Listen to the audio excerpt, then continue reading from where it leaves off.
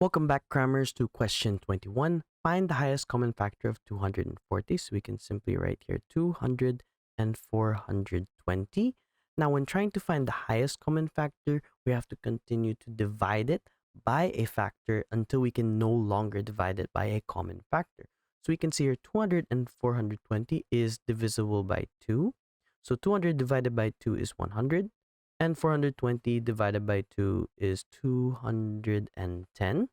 We can then divide this further by 2 again. So 100 divided by 2 is 50. 210 divided by 2 is 105. Now both are divisible by 5. So 50 divided by 5 is simply 10. And 105 divided by 5 is 21. But notice how 10 and 21 do not have a common factor here. 10 is divisible by 2, but 21 is not. 21 is divisible by 3, but 10 is not. So that means all we have here is 2, 2, 5. So we simply multiply that together. 2 times 2 times 5. That's 4 times 5. And that is simply equal to 20. That is our highest common factor.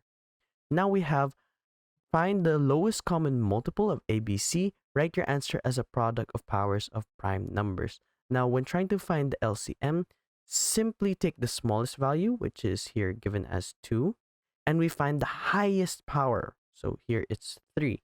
Notice how B has 2 to the power of 1. We don't write that because 2 to the power of 3 is greater.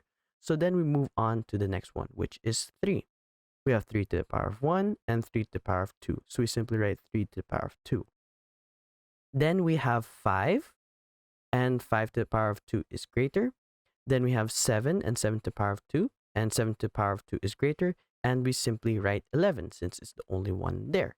So we have to put this answer here, 2 to the power of 3 times 3 to the power of 2 times 5 to the power of 2 times 7 to the power of 2 times 11. The reason we don't outright multiply this is because it's asking to give our answer as a product of powers of prime numbers, so it's simply asking for the equation.